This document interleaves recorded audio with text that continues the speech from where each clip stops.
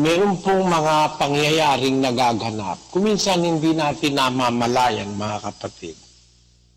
Kaya nga pagka tayo nagpapasalamat sa Diyos, nasasabi natin, salamat po Panginoon sa lahat ng iyong mga kabutihang ginagawa sa amin.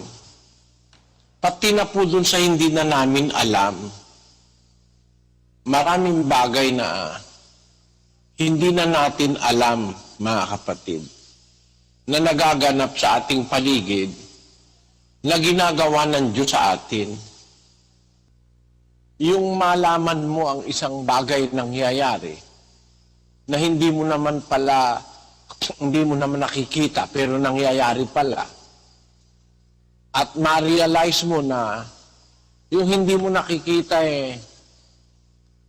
may nangyayaring pagbabaka, pag-aaway, giyera, na yun nangyayari para paboran ka, para ikaw ay iligtas, para ikaw ay proteksyonan. Lalo mong maiisip kung gaano kadakila ang Panginoon na nag-iingat sa kanyang bayan. Alam niyo yung pag-iingat ng mga manggagawa namin, nakikita niyo yan Mararamdaman niyo yan na iniingatan ka, minamalasakit ka ng manggagawa at ikaw ay inaakay. Pero alam niyo ang talagang tagapag-ingat natin, yung nasa 127.1 ng Aklat ng Awit. Malibang itayo ng Panginoon ang bahay, walang kabuluhang nagsisigawa ang nagtatayo. Malibang ingatan ng Panginoon ang bayan, walang kabuluhang gumigising ang bantay. Yung salita dyan na malibang ingatan ng Panginoon ng bayan, walang kabuluhang gumigising ang bantay. Meron kasing bantay pero walang kabuluhan yung bantay, malibang ang Diyos ang mag-ingat sa bayan. Alam niyo po ba yung bantay kung sino? Pakinggan niyo sa isang talata ni Ezekiel, Kapitulo 18. Ganito ang sabi ng Panginoon. Sa Kapitulo 3 at 17. Anak ng tao, ginawa kitang bantay sa sangbahayan ni Israel. Kaya't pakinggan mo ang salita sa aking bibig at ipanguna mo sa kanila sa ganang akin. Pagka aking sinabi sa masama, ikaw ay walang pagsalang mamamatay at hindi mo pinagpaunahan siya o nagsasalita ka man upang hikayatin ang masama mula sa kanyang masamang lakad upang iligtas ang kanyang buhay, ang gayong masamang tao ay mamamatay sa kanyang kasamaan. Ngunit ang kanyang dugo ay aking sisiyasatin sa iyong kamay. Yung salita ng Panginoon sa mga pastor ng Israel nung araw, anak ng tao, ginawa kitang bantay sa sangbahayan ni Israel. Kaya ipanguna mo sa ganang akin. Pagka sinabi ko sa masama, at hindi ka nagsalita, sisiyasatin ko ang dugo niya sa iyong kamay. So, ang pagbabantay ng bantay na tao, magsasalita ka, magtuturo ka. Pero hindi naman pwedeng bantayan mo ang kapatid sa lahat ng oras, kagaya nyo. Pag alis nyo sa convention center, paano ko pa kayo makikita? Paano ko pa kayo maaaring ipagmalasakit? So walang kwenta kung kami lang ang bantay. Malibang itayo ng Panginoon ng bahay, walang kabuluhang gumagawa ang nagsisipagtayo. Malibang ingatan ng Panginoon ang bayan, walang kabuluhang gumigising ang bantay. Alam niyo mga kapatid, ang talatang ito, iyon ang aking parang kapayapaan sa puso. Pagka dumadating sa akin yung naaalala ko ang mga kapatid, halimbawa, mayroong lindol, mayroong baha, merong gera, napapasok sa isip ko yung hindi ba kagaya nung araw na may gera sa Iran at saka sa Iraq. Wala naman akong inaalaalang masyado dahil wala naman tayong kapatid sa Iraq, wala naman tayong kapatid sa Iran. Pero ngayon, pagka halimbawa merong may gera, merong lindol, merong tsunami, naalala ko agad, merong kapatid sa lugar na yon. Nagtatanong agad ako kila kapatid na Efren, ano ba ang balita niyo sa mga kapatid?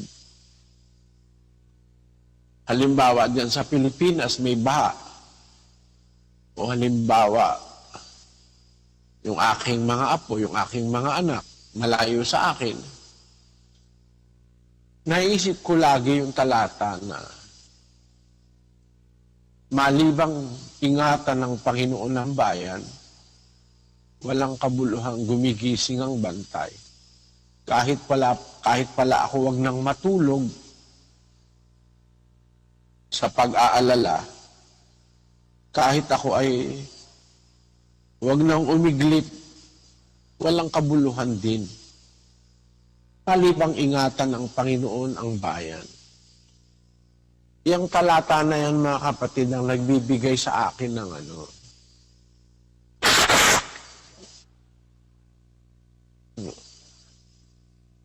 kapayapaan ng kalooban. Alam ko na ang magagawa ng pag-iingat ng Diyos ay hindi ko kayang magawa.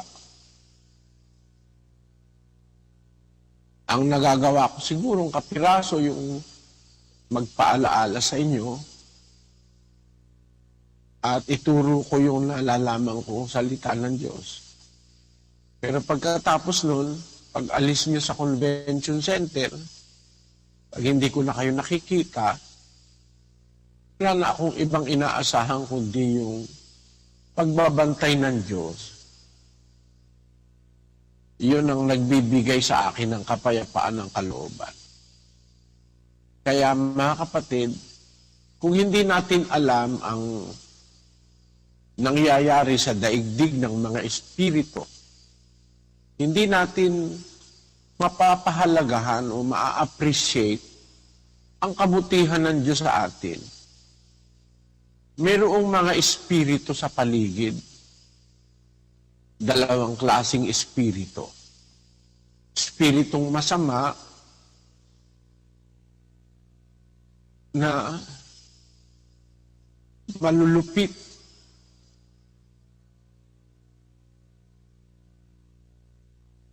Parang mga tao na malulupit. Walang awa sa kapwa. Walang malasakit.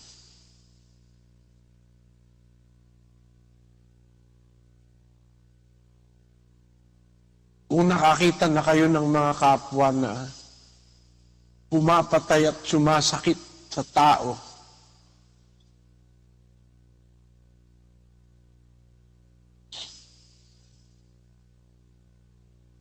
mayroong masamang kalooban, may tanim na galit, malupit, walang katarungan, alam na natin na mayroong masamang espiritu na nag-uudyok sa tao ng kalupitan laban sa kapwa.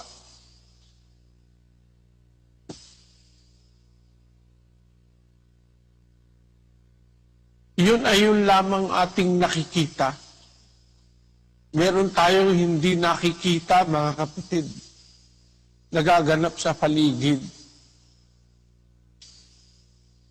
Yun po ang lagi kong naiisip. Nagdaramdam ang kalooban ko pagka, bakit merong ganong mga tao? Wala namang ginawang masama sa inyo si kapatid na Daniel. Bakit merong ganong mga tao?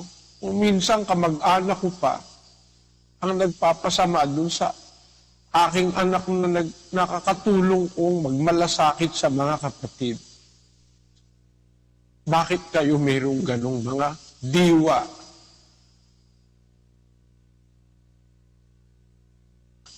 Bakit kayo naiinggit? Wala namang kayong karapatang mainggit. Alam nyo mga kapatid, meron dalawang realidad sa buhay. There are two realities in life. The material and the spiritual. Mayroong dalawang realidad o katotohanang nagaganap sa buhay ng tao. Ang material at ang spiritual. Mas mahalaga po ang spiritual. Nandun ang tunay na mga bagay na mas malalakas at mas matitindi. Kung nakakakita tayo ng masasamang bagay na material, yun po'y manifestasyon ng lalong masasamang bagay sa mundo ng mga espiritu. Mayroon pong mundo o daigdig ng mga espiritu.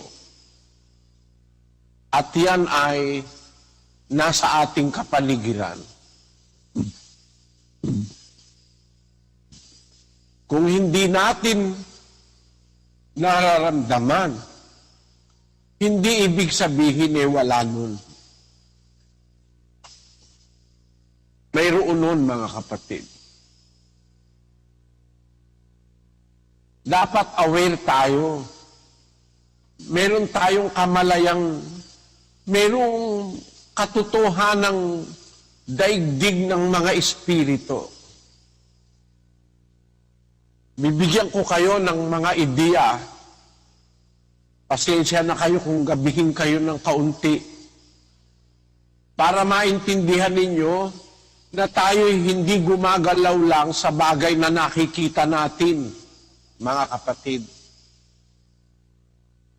Dapat din nating malaman na mayroong daigdig ng espiritu na hindi natin nakikita, na hindi natin namamalayan kung anong nangyayari. Kung minsan, pakinggan nyo,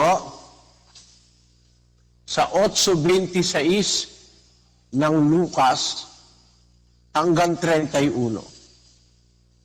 At sila'y nagsidating sa lupain ng mga Gadareno na nasa tapat ng Galilea. At pagkalunsad niya sa lupa, siya'y sinalubong ng isang lalaking galing sa bayan na may mga demonyo at malaong panahon na hindi siya nagdaramit at hindi tumatahan sa bahay, kundi sa mga libingan. At nang makita niya si Jesus, siya'y sumigaw at nagpatira pa sa harap niya at sinabi ng malakas na tinig, "Anong pakialam ko sa iyo, Jesus, ikaw na anak ng Diyos na kataas-taasan? Ipinamamanhi ko sa iyo na huwag mo akong pahirapan." Sapagkat ipinag-utos niya sa karumal-dumal na espiritu na lumabas sa tao. Sapagkat madalas siyang inaalihan at siya'y binabantayan at gapos ng mga tanikala at mga damal. At pagka pinapatid ang gapos, ay siya'y itinataboy ng demonyo sa mga ilang. At tinanong siya ni Jesus, "Anong pangalan mo?" At sinabi niya, "Pulutong, sapagkat maraming demonyo ang nagsipasok sa kanya." At ipinamamanhik nila sa kanya na huwag silang paparoonin sa kalalim-laliman. Doon nga'y may isang kawa ng Sinin ninyo, mga kapatid, yung ulat na ating nabasa. May isang tao na napakaraming demonyo sa kanya. Pulutong ang demonyong nasa kanya.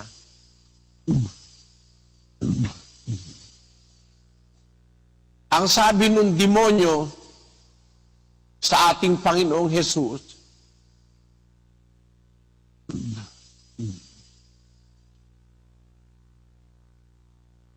wag mo akong pahirapan, sabi niya. Anong ipapakialam ko sa iyo, Jesus? Ikaw ng anak ng Diyos na kataas-taasan. Ipinamamanhi ko sa iyo na wag mo akong pahirapan. Tingnan ninyo ang mga demonyo. May napansin ka ba, Sis Luz, sa demonyong ito? Yun nga po, sabi po niya sa Panginoong Jesus, ipinamamanhi ko sa iyo na huwag mo akong pahirapan. Pero ano ang ginagawa niya dun sa taong kanyang sinatahanan? Di ba pinapahirapan niya? Pinapahirapan po niya. Oo, pinapahirapan niya. Malulupit itong mga walang yan demonyong ito eh. Opo. Pero mo, yung tao, ginagawa niya, sinisira niya, winawasak niya yung tao. Yung taong kanyang inaalihan, hindi na tumitira sa bahay, sa mga libingan na tumitira, at kahit itali mo ng gapos na damal, ay nakakawala pa rin kahit bakal pa ang igapos mo sa lakas ng demonyong tumitira sa kanya. At hindi na siya tumitira sa bahay, sa libingan na, ayaw pa siyang pagdamitin. Talagang ang layo ng mga demonyo, wasakin ng tao, mga kapatid. Eh nung siya naman ngayon ay ma-meet ni Kristo, kung mo alam niyang may kapangyarihan ng Panginoong Jesus, siya naman ang nagmamakaawa, wag mo akong pahirapan. Tingnan nyo? O di ba yan unfair? Yang mga demonyo, unfair. Nakikita mo yung punto ko ron, kapatid na Luz? Opo, siya po ayaw niya na siya'y pahirapan ng Panginoong Jesus, pero siya naman pinahihirapan naman niya yung taong inaalihan niya. Napakaraming espiritu sa paligid. Lahat ng yan, kalaban natin yung mga masasamang espiritu na yan, Sis Luz. Tama po. Tatanungin kita, hindi kaya tayo matatalo? Hindi po tayo matatalo? Hindi ba malaking panganib na matalo tayo? Yun nga po, parang binivisualize ko. Parang kasi, pag kami kaaway ka, nakikita mo, at least alam mo kung saan ka pupunta, nakikita mo siya eh. Pero yung espiritu, hindi mo nakikita eh. Kaya malamang matalo ka eh. Totoo Diba? po. Tama po. Invisible po yun, hindi mo nakikita. Eh pero para wag kang matalo, nagdi-deploy naman ng Diyos ng espiritu rin. Salamat sa Diyos. Basahin mo yung 37:4 ng awit. Ang anghel ng Panginoon ay humahantong sa buong palibot ng nangatatakot sa Kanya at ipinagsasanggalang sila. O, nakita nyo, meron pala namang mga anghel na sinusugo ang Diyos para magsanggalang. Eh kung wala yan, alam nyo mga kapatid, talo tayo. Bukod sa anghel na tagapagsanggalang, mabubuting espiritu, meron pa tayong isa, kapatid na Luz. Alin po yun? Yung nasa Roma 8:26. At gayon din naman, ang Espiritu ay tumutulong sa ating kahinaan, sapagkat hindi tayo marunong manalangin ng nararapat. Ngunit ang Espiritu rin ang namamagitan dahil sa atin sa mga hibik na hindi maisasaysay sa pananalita. Kaya bukod sa mga espiritong mga anghel, meron pang Espiritu Santo, pampatibay naman sa ating kahinaan. Eh, alisin mo yan, talo tayo. Ang daing mga demonyo. Kapatid na Luz, napakarami niyang mga demonyo na yan. Kung walang Espiritu namang tutulong, ngayon, ganito ang ibig ko sabihin, Sis Luz, kaya ako pinapabasa sa iyo yan. Nai-imagine mo ba na bawa 1,000 espiritu ni Satanas, nakaabang dun sa may labas ng coordinating center. Ano? O Opo. kaya dun sa North Expressway, ipapahama ka. Nagbibiyahe yung mga anak ng Diyos. Merong masasamang espiritong nagtatrabaho. Pinaantok yung driver o kaya yung driver pinagyabang, babanggain ka ngayon. Kung walang espiritu ng Diyos ng mga anghel, paano ka ngayon? Di kawawa ka. Totoo po. Kaya maintindihan mo ngayon, pagka pala may masasamang gagawin yung masamang espiritu, magsusugo naman ang Diyos ng mga anghel. Ano mangyayari? Hindi ba laban yon, kapatid na Luz? Totoo po. Talaga po. Maggigyera po sila dahil siyempre lalaban yung mga anghel ng Diyos. Kaya nga may nangyayari, wala kang malay. Hindi mo namamalayan, may nangyayari pala sa paligid mo na hindi mo nakikita. Yung laban ng masama't mabuti. Miski nga sa pagkatao mo, nandun yun kuminsan May magsasabi sa'yo, sige, gawin mo yan, masarap yan, masarap. Meron naman nagsasabi sa'yo, wag, masama yan. Nagtatalo sa loob mo, dalawang diwa o espiritu. Sige na, wag ka nang dumalo, tuloy-tuloy mo na, lumaban ka na lang. Tutal, ikaw nakagawa na ng kasalanan, tuloy-tuloy mo na. Sabi naman ng isang espiritu, wag, magsisi ka. May pagkakataon ka pa. Ganun Kaya may laban yan Sa isip mo, sa puso mo, sa paligid mo, may paglalaban o may classes, may encounter ang mga masasamang espiritu at ang mabubuting espiritong galing sa Diyos. Makita niyong may daigdig ng mga espiritu, mga kapatid, napakaraming espiritu niyan, yung masasamang espiritu. Sa isang tao, merong 7 Opo. 8:2 ng Lucas. At ang ilang babae na pinagaling sa masasamang espiritu at sa mga sakit, si Maria na tinatawag na Magdalena, na sa kanya ay 7 demonyo ang nagsilabas. Luz. Ano po? Ilan, Sis Luz? 7 demonyo po ang lumabas kay Maria Magdalena. Isang tao lang yan, may 7. Tama? Tama po.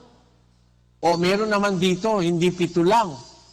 Basahin natin ang 12 ng Mateo, 43. Datapwat ang karumal-dumal na espiritu, kung siya'y lumabas sa tao, ay lumalakad sa mga dakong walang tubig, na humahanap ng kapahingahan at hindi makasumpong. Kung magkagayoy, sinasabi niya, babalik ako sa aking bahay na nilabasan ko. At pagdating niya, ay nasusumpungan niyang walang laman, walis na at nagagayakan. Kung magkagayoy, yumayaon siya at nagsasama ng 7 pang espiritu na lalong masasama kaysa kanya. At sila'y nagsisipasok at nagsisitahan doon, at nagiging lalo pang masama ang huling kalagayan ng taong iyaon kaysa una. Gayon din Nakita mo? O ilan ang espiritu ngayon dyan sa tao na yan? 8 po. 8 na. Kay Maria, 7. Dyan, 8. Tingnan mo naman dito sa isa. Sa 5:9 hanggang 13 ng Marcos. At tinanong niya siya, anong pangalan mo? At sinabi niya sa kanya, Pulutong ang pangalan ko, sapagkat marami kami. Yung pulutong, sa Bibliang Ingles, legion yun, legion. Sa Bibliang Griego, ang nakalagay doon sa legion ay legion. From a Latin origin, that is a Roman regiment, figuratively a legion. Alam mo ba kung gaano karami ang isang legion? Kumbaga sa army, pag legion, eto yon. Pakibasa mo. Lagay po natin. Ayan. A legion, a body of soldiers whose number differed at different times. And in the time of Augustus, seems to have consisted of 6,826 members, or 6,100 foot soldiers and 726 horsemen. Pagka pala sinabi legion, hanggang 6,000 pala yan, merong bilang. Kaya yung legion o yung pulutong ng masasamang espiritu, marami sila. Ano nangyari? Tuloy natin. At ipinamamanhik na mainam sa kanya na huwag silang palayasin sa lupaing yaon. At sa libis ng bundok na yaon ay may isang malaking kawan ng mga baboy na nagsisipanginain. At nangamanhik sila sa kanya na nagsisipagsabi, "Paparoonin mo kami sa mga baboy upang kami ay magsipasok sa kanila." At ipinahintulot niya sa kanila, at ang mga karumal-dumal na espiritu ay nangagsilabas at nangagsipasok sa mga baboy, at ang kawan ay napadaluhong sa bangin hanggang sa dagat, na sila'y may mga 2,000 at sila'y nangalunod sa dagat. Yung baboy, 2,000. Nung pumasok yung masamang espiritu na pulutong, lunod lahat yung baboy. Ibig sabihin, kung di nga ako, halimbawa, yung isang legion 6,000, bawat sa isang baboy, mahigit sa isang pumasok. 2,000 lang yung baboy . Siguro, hindi komportable yung baboy. Hindi siya komportable, hindi siya sanay doon. Ang nararamdaman ng baboy, kaiba.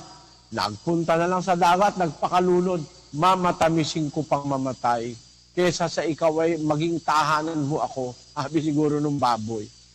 Pero yung tao, napakatagal na panahon, nakatahan sa kanya yung masasamang espiritu. Kaya makikita nyo mga kapatid, ang daming espiritu sa paligid, ano? Diyan sa convention center. Nako, marami diyan. Yung mga nagtatanim ng kampi-kampi, yung iba pinapatulog kayo, yung iba nandiyan sa mga opisina ng DX-man, makidadal-dal-dal diyan para manira. Marami diyan masasamang espiritu, liligid-ligid. Yung iba nasa copy. Yung iba na kung saan-saan nandiyan para gumawa ng masama ang kapatid. Ingat kayo mga kapatid, sana aware tayo, sana mayroon tayong kamalayan na nag-aawayan ng masasamang espiritu at mabubuting espiritu na nagtatanggol at nagbabantay sa mga anak ng Diyos. Wala tayong kamalay-malay, may away na nangyayari mga kapatid. Sana matuto tayo ng katotohanan na saan man tayo bumaling, nanganganib tayo kung wala tayong kasamang Diyos at kasamang Espiritu ng Diyos, manganganib talaga ang kaligtasan mo, kapatid. Dahil napakaraming masasamang Espiritu. Kung pumasok sa tao, 7-7, 8-8. Makita nyo yan, mga kapatid? Pero alam nyo, meron din namang mabubuting espiritu. Asa naman yung mabubuting espiritu? Yung kasing masasamang espiritu, nasa kalaliman, nasa lupa, at saka nasa mga kaitaasan. Sakop nila, no? Ilalim, ibabaw, kataasan. Yung mabubuting espiritu, asa naman sila? Basahin natin ang Hebreo 12:23. Sa pangkalahatang pulong at iglesia ng mga panganay na nangatatala sa langit at sa Diyos na hukom ng lahat at mga espiritu ng mga taong ganap na pinasakdal. Ang espiritu ng mga taong ganap na pinasakdal, nasa langit naman, nasa Diyos. Actually, nasa kamay ng Diyos yung mga yun sa 12 Gs ng Job.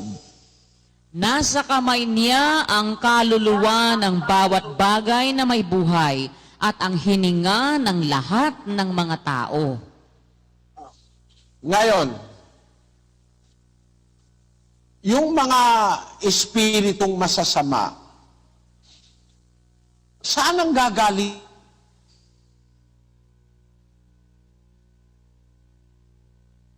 Bakit dumadami?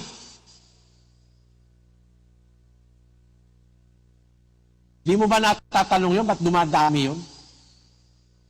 Yun nga po, Brad Eli. Bakit dumadami po sila? Parami ng parami yung masama.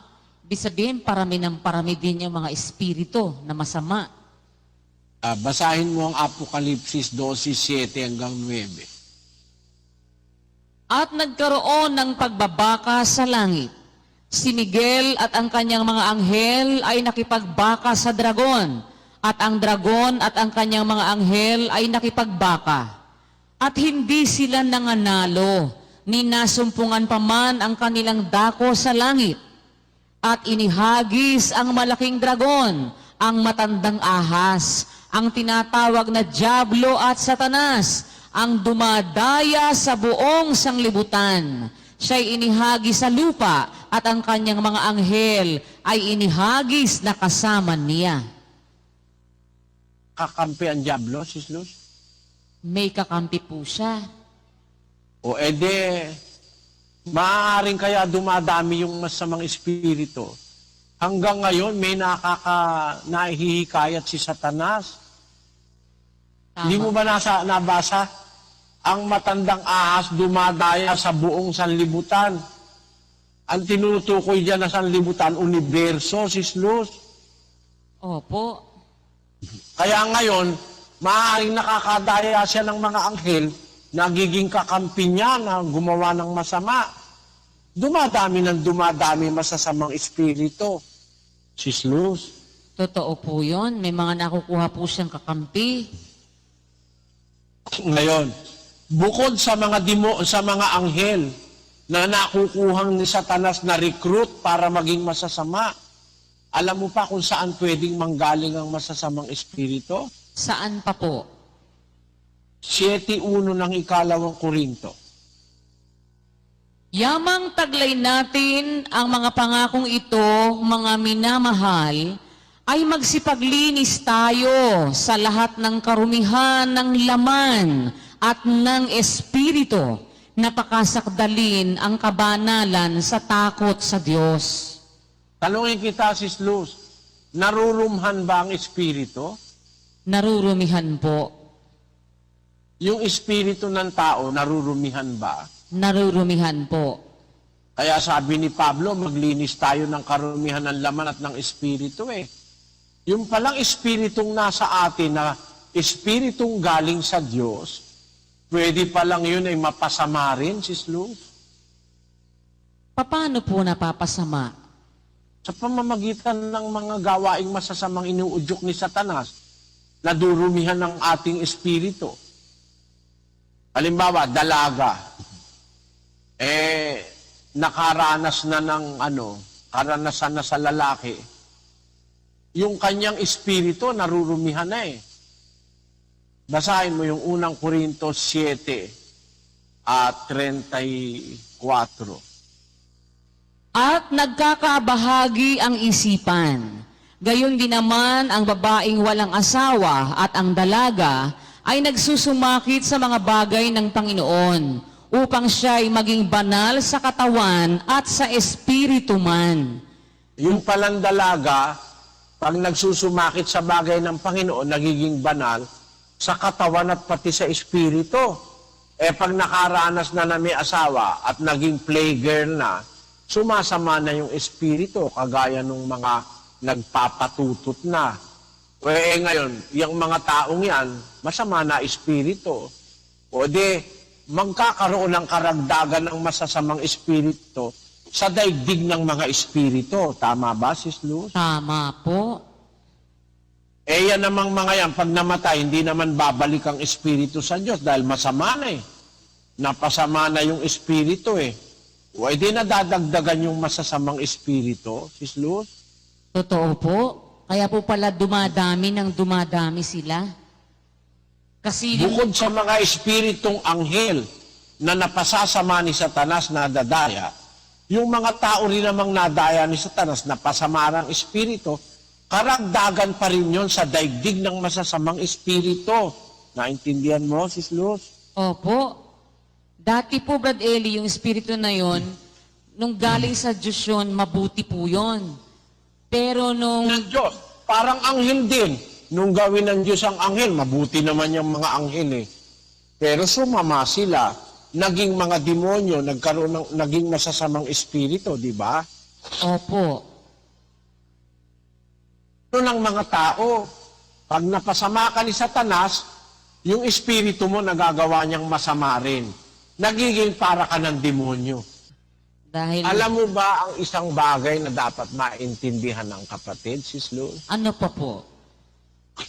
Tungkol dyan sa daigdig ng mga espiritu, basahin mo yung unang Timoteo 3:16. At walang pagtatalo, dakila ang hiwaga ng kabanalan. Yaong na... Ano yung sabi dyan? Ano yung sabi dyan, Sis Luz? Sabi po, at walang pagtatalo, dakila ang hiwaga ng kabanalan. Ayan. Basahin mo naman ang ikalawang Tesalonica 2:7. Sapagkat ang hiwaga ng kasamaan ay gumagawa na. Anong hiwaga ang napagbasa mo ngayon, Sis Luz? Yung isa po, hiwaga ng kabanalan. Samantalang isa naman, hiwaga ng kasamaan. Ayon. Dalawa pala ang hiwaga na dapat nating maintindihan, mga kapatid. Hiwaga ng kabanalan, yung isa naman hiwaga ng kasamaan. Ang hiwaga, kung hindi mo alam, maaaring wala kang kamalay-malay, may hiwaga ng kabanalan, may hiwaga ng kasamaan.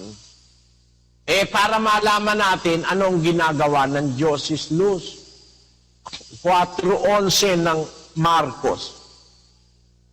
At sinabi niya sa kanila, sa inyo ay ipinagkaloob ang makaalam ng hiwaga ng kaharian ng Diyos.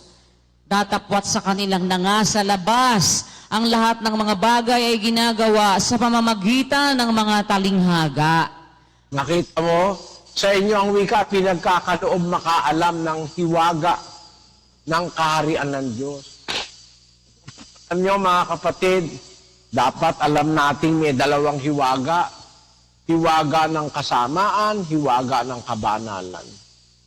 May daigdig po ng mga espiritu. Maraming hiwagang nakabalot sa daigdig ng mga espiritu. Nasa paligid-ligid natin. Mga kapatid, ganito. Makinig kayo lahat. Hindi ba pagka tayo gumagawa ng masama,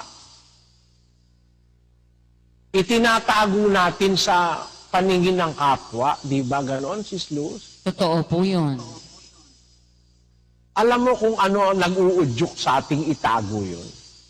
Ano po ba? Dalawang bagay. Ano po yun? Kahihiyan, Opo. dahil kahiya-hiya yung ginagawa mo, ayaw mong mapahiya, o kaya kasamaan. Yun pong dalawa. Dahil, merong mga tao, hindi gumagawa ng masama, hindi naman sila nahihiya na, kaya ginagawa na nila ng lantaran. Naintindihan mo? Opo. Naintindihan po namin. Ganun po. Meron naman tao, ikinahihiya niya yung gawang masama, kaya itinatago niya pag alam niyang masama ang ginagawa niya. Tama? Tama po. Para sa mga kapatid sa Diyos, tandaan niyo kahit itago natin, malaking kahihiyan ang ating ginagawa. Halimbawa, may 1,000 bantay ka na mga anghel. Merong 1,000 mga demonyong nakabasid. Tama? Tama po. Nagnanakaw ka. Palagay mo ano nangyayari sa daigdig ng mga espiritu? Nanonood po sila sa'yo. Tapos, ayun, nagtatalo po doon dahil tiyak sasabihin ng mga masasamang espiritu, oh, tingnan mo yan, nagnanakaw. Ito naman ngayong mga bantay mo, nahihiya din po sila. Dahil, Pinapahiya mo yung mga bantay mo sa mga demonyo. At higit sa lahat, nagdudulot ka ng kahihiyan sa Diyos, sa daigdig ng mga espiritu. Actually nga, kahit hindi mo pa ginagawa, nakikita ng Diyos yung puso mo, nag-uumpisa ng malungkot ang Diyos eh. Halimbawa, yung asawa ng may asawa, kinukuha mo, inaagaw mo. Islus, no? opo, Hindi alam nung asawa mo. Yung asawa mo lang kamalay-malay. Pero may malay ba ang daigdig ng mga espiritu na meron kang kasamang babaeng hindi mo asawa at maaari kapatid pa nung asawa mo sa laman? Nakatago kayo dun sa asawa mo pero nakikita ng daigdig ng mga espiritu. Ano kaya nangyayari dun sa mga anghel at saka dun sa mga demonyo? Di kaya nagtatalo yung mga yon? O, tinan mo. Yan, o. Tinan mo yung miyembro mo. Tinan mo yung binabantayan mo. Nang bababae na. O. Sasabihin siguro ng mga anghel naman ng Diyos. Kasi tinutukso ninyo eh. Mga walang hiya kasi kayo eh. O, di away na yon, si Luz. totoo po yun. Tayo ngayon ang binabantayan. Opo. Ang iglesia kasi, binabantayan ng lahat ng mga may pangmalay. Ang sabi ni Pablo, naging panoorin kami ng sanlibutan ng mga anghel at ng mga tao. Napakaraming mga matang nakakakita sa isang Kristiyano. Mga anghel, ang sanlibutan at mga tao. Yung mga demonyo, nakamasid yun. Nakaabang palagi sa mga lingkod ng Diyos yun. Sana ma-realize natin, kaya nga hindi tayo dapat gumawa ng masama kahit walang taong nakakakita. Kasi may nakakakitang mga anghel, mga demonyo at Diyos. Islos, nakikita mo ba yung punto ko ron? Opo, nakikita po namin na kahit hindi nga po nakikita ng tao, may mga espiritong nakakakita doon. Nakikita ng mga anghel ng Diyos, nakikita ng mga kalabang mga demonyo, at higit sa lahat, nakikita po ng Diyos yun. Kahit hindi... Nakapagdudulot tayo ng sama ng kalooban sa Diyos, sa mga kasalanang sadya nating itinatago at ginagawa sa paningin ng Diyos at ng mga espiritu. Iyon ang dapat nating maintindihan. Kaya sana makipag-cooperate tayo sa espiritu ng Diyos, makipagtulungan tayo sa espiritu ng mga anghel ng Diyos na ilililigtas nila tayo para wag tayong makagawa ng mabibigat na kasalanan. Tulungan natin sila na kahit walang nakakakitang tao, wag tayong mandaya o magpasama o magtaksil sa asawa o kaya'y gumawa ng kasamaan laban sa kanino man. Naintindihan mo na yon, Sis Luz? Opo, naintindihan po namin. Mayroong daigdig ng espiritu na dapat tayong magkaroon ng kamalayan. May nangyayaring paglalaban, ipinagtatanggol tayo. Kung ipinagtatanggol tayo ng mga anghel ng Diyos, tayo mismo naman ang nagpapakasama sa ating sarili. Di kaya tayo iwanan nila, Sis Luz? Yun nga po ang nakakatakot doon dahil pagka inabuso na natin ng inabuso, nabuisit na sa atin, baka po tayo iwanan, hindi na tayo ipagtanggol. Kawawa po tayo. You are left by your own. On your own. You are left on your own. Naiwang ka ng mag-isa kasi kung ikaw binabantayan para ipagsanggal ang kasama-sama, ikaw naman ang naghahanap ng kasamaan, ikaw naman ang sumasadyang gumawa ng masama, magnanakaw ka talaga, di ka madisiplina ng aral, mang-aagaw ka ng asawa ng may asawa, lapastangang kang anak sa magulang, magulang kang abandonado, ikaw man ang magbabantay, matatamad ka na rin siguro, no? Islo? Opo, totoo po yun. Magsasawa. Sana nare-realize natin yung bagay na ito, mga kapatid, maraming konsekwensya na hindi natin naiintindihan, pero magkaroon tayo sana ng kamalayan sa daigdig ng mga espiritu para alam natin kung paano tayo kikilos. May nakamasid na mga mata, may nakamasid na mga bantay, mga anghel ng Diyos, at mayroong nakamasid na anghel ng demonyo na nakaredy lagi para tayo idamay at ipahamak.